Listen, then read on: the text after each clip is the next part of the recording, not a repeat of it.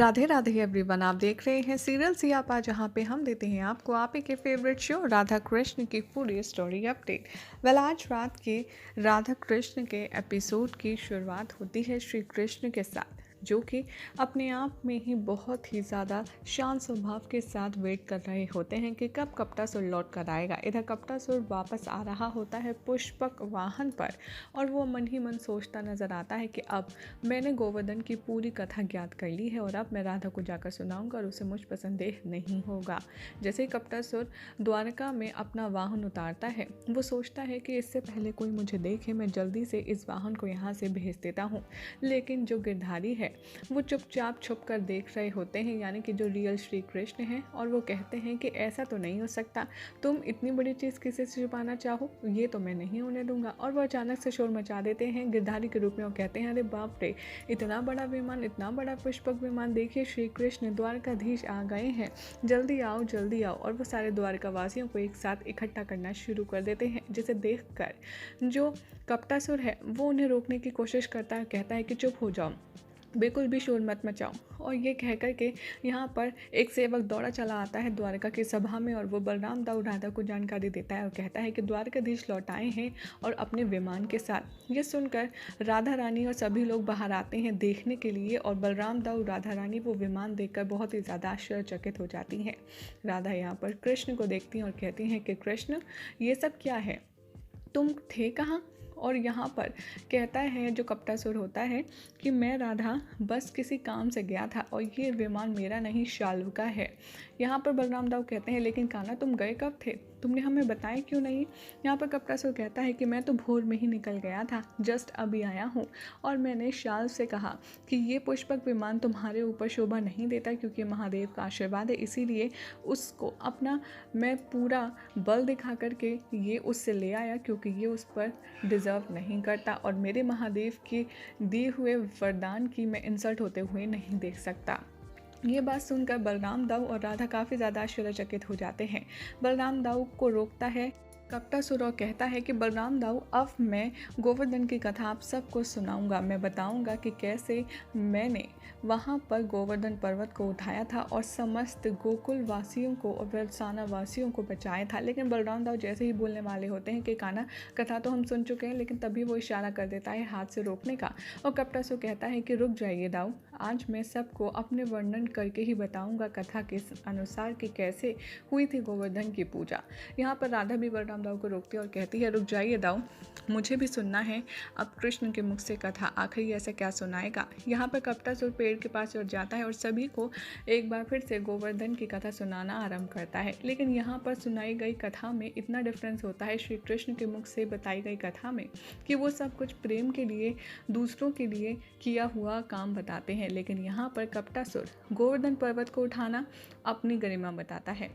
वो हर एक चीज़ में मैंने ये किया, मैं ऐसा, मैं इतना महान, मैंने सबको बचाया, वो इस तरीके से बात करता है, जिसे देखकर राधा और बलराम दाऊ को उस पर शक होता है और कहते हैं कि ये कृष्ण हो ही नहीं सकता। राधा कहती है कि हाँ, मेरा कृष्ण सदैव मैं कभी नहीं करता और वो किसी कार्य का अहंकार भी नहीं करता, लेकिन ये कृष्ण को हो गया जाता है पल में कुछ और अब कुछ और। जो कृष्ण हमारे साथ सुबह से था, ये वो कृष्ण नहीं है, ज़रूर कुछ ना कुछ तो गड़बड़ है।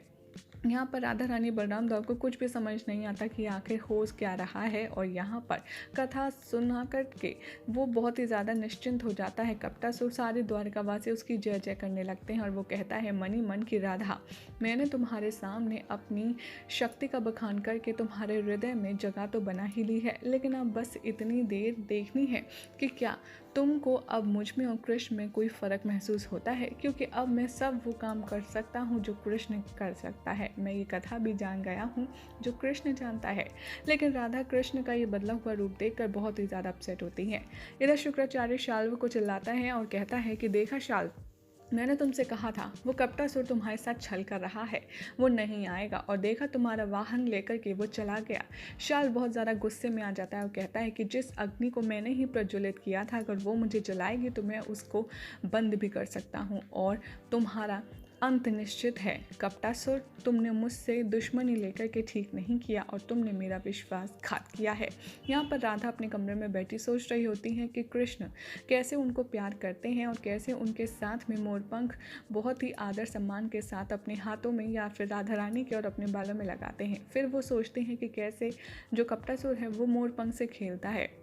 फिर जिस अंदाज में कृष्ण ने खूबसूरत कहानी का वर्णन किया था गोवर्धन का और लीला सुनाई थी, उसको कंपेयर करती हैं कपटासुर ने जो कहानी सुनाई थी जिसमें सिर्फ मैं ही मैं और अहंकार भरा हुआ था उससे। और राधा कहती हैं कि ऐसा क्यों होता है कि कृष्ण हमेशा मुझे अलग लगता है। जब कृष्ण मेरे साथ होता है तो वो मुझसा लगता है, लेकिन जब कृष्ण को मैं दोबारा देखती हूँ तो वो मुझ जैसा नहीं लगता। तभी वहाँ पर सेवक आते हैं और खीर लाते हैं और कहते हैं राधा रानी आपके लिए ये खीर गोविंद ने भिजवाई है, यानी कि गिरधारी ने भिजवाई है। राधा कहती है लेकिन ये खीर उन्होंने क्यों भिजवाई है? सेवक कहते हैं क्योंकि वो तो वापस लौट रहे हैं। उन्होंने कहा ये खीर आपको अत्यंत स्वादिष्ट लगेगी और आपको चखनी चाहिए, इसलिए। राधा कहती हैं कि वो लौट क्यों रहे, मुझे तो उनसे भेंट करनी थी। और वो खीर को चखने लगती हैं। वो जैसे ही खीर को चखती हैं उन्हें वही स्वाद आता है जो श्री कृष्ण के हाथों द्वारा बनाई गई खीर का होता है। और वो कहती हैं कि मुझे तो ऐसा प्रतीत हो रहा है ये वही खीर है जो कृष्ण अपने हाथों से बनाता है। तभी वो देखती हैं कि खीर के पात्र में एक चिट्ठी लटकी हुई होती है जिसमें लिखा होता है राधा रानी को मेरा प्रणाम। आपको देखकर ऐसा प्रतीत होता है कि आपके मन में अवश्य शंका है कोई। जब भी आपके हृदय में कोई दुख हो, आप अपने हृदय को कृष्ण के संगीत से सजाएं और कृष्ण के संगीत को महसूस करने की कोशिश करें। वो संगीत जो राधा और कृष्ण के मिलन पर ही बज सकता है, वो धुन जिसे कोई अकेला बजा ही नहीं सकता। मैं वृंदावन का ग्वाला प्रेम के विषय में इतना ही जानता हूँ। राधा रानी ये लेटर पढ़कर समझ जाती हैं और कहती हैं कि मैं समझ गई हूँ, अब मुझे अपनी शंका का अंत कैसे करना है और कैसे पता लगाना है कि मेरा कृष्ण वो है या नहीं। इधर कपटासुर राधा रानी के सपने देख रहा होता है और अपने कक्ष में आराम कर रहा होता है। तभी राधा आती हैं, हाथ में बांसुरी लेकर कृष्ण से कहती हैं कि कृष्ण मुझे तुमसे एक काम करवाना है। कपटासुर कहता है हाँ हाँ राधा बोलो, तुम्हारे लिए तो कुछ भी। राधा कहती हैं कि तुम्हारी और मेरे प्रेम के मिलन की धुन जो हमारे हृदय में होती है मुझे वो सुननी है जो सिर्फ मैं और तुम जानते हैं। कपटासुर मनी मन कहता है कि मैं कोई भी माया कर सकता हूँ, लेकिन राधा ये बांसुरी की माया को मैं कैसे बजा पाऊँगा। तभी वो पोजीशन लेता है कपटासुर राधा के सामने कृष्ण की तरह बांसुरी बजाने की। और वो बांसुरी बजाना शुरू करता है तो वो इतनी बेसुरी बांसुरी बजाता है कि राधा के कानों में दर्द होने लगता है। बाद में वो एक्सक्यूज़ बनाता है कि दरअसल मेरा आज गला ख़राब है इसीलिए ठीक से बज नहीं रही है। राधा कहती हैं कोई बात नहीं, जब तुम्हारा गला ठीक हो जाएगा तुम तब बजा लेना, इसमें कोई परेशानी की बात नहीं है। कृष्ण और राधा चली जाती हैं। कपटासुर सोचता है कि कहीं मैं बांसुरी बजा नहीं पाया, राधा को शक तो नहीं हो गया। यहाँ पर राधा जाती हैं कपटासुर के कक्ष से बाहर और सोचती हुई जाती हैं कि ये क्या। कृष्ण की तो श्वास श्वास में मधुर संगीत बजता है और बांसुरी की धुन बजती है। आज कृष्ण ये संगीत वाली धुन क्यों नहीं बजा पाया। तभी राधा को वही प्यारी धुन सुनाई पड़ती है जो कृष्ण उनके लिए बजाते हैं और वो समझ जाती हैं कि कृष्ण बजा रहे हैं। और वो दौड़ते हुए जाती हैं, उस धुन का पीछा करती हैं और देखती हैं कि जो गिरधारी है वो बांसुरी बजा रहे हैं। और राधा ये देख कर 2 मिनट में समझ जाती हैं कि गिरधारी ही कृष्ण है और कृष्ण ही गिरधारी है। और राधा लग जाती हैं उनके गले और कहती हैं कि ये सब मैं पहले से ही जानती थी कि वो मेरा कृष्ण है ही नहीं। यहाँ पर जो कपटासुर है वो राधा को पूरे महल में घूमता है और ढूंढता रहता है और कहता है कि आखिर राधा जा कहाँ सकती है, कहीं ऐसा तो नहीं है बांसुरी ना बजाने पाने की वजह से उसे मुझ पर शक हो गया हो। लेकिन चाहे जो हो जाए, अब राधा को तो सिर्फ मैं ही जीत कर रहूँगा। यहाँ पर साम यज्ञ कर रहा होता है शुक्राचार्य से मदद प्राप्त करने के लिए और कपटासुर उसे देख कर कहता है कितना बेवकूफ़ है जिसने ऐसे छल से से अपने काम के लिए इस्तेमाल किया, ये उसी की शक्तियाँ बढ़ा रहा है यज्ञ करके। और वो कृष्ण बनकर के साम को ये प्रतीत कराता है कि मैं तुम्हारी मदद करूँगा, लेकिन उससे पहले मुझे राधा को ढूंढना है। साम और भी ज़्यादा चिढ़ जाता है ये सोचकर कि मैं इतनी तकलीफ़ में हूँ फिर भी पिताश्री मुझसे पहले राधा के बारे में सोच रहे हैं। मैं आखिर कैसे रहूँगा, क्या मेरा ये श्राप कभी ख़त्म हो भी पाएगा या नहीं। साम यही सोचकर काफ़ी ज़्यादा परेशान हो जाता है और वो रोता रह जाता है। यही हो जाएगा आज रात के एपिसोड का एंड, जिसके बाद कल क्या होगा आपको बताएंगे नेक्स्ट रिपोर्ट में। और ऐसी ही मज़ेदार अपडेट्स के लिए चैनल को सब्सक्राइब करें और इस वीडियो को लाइक शेयर करना बिल्कुल भी ना भूलें।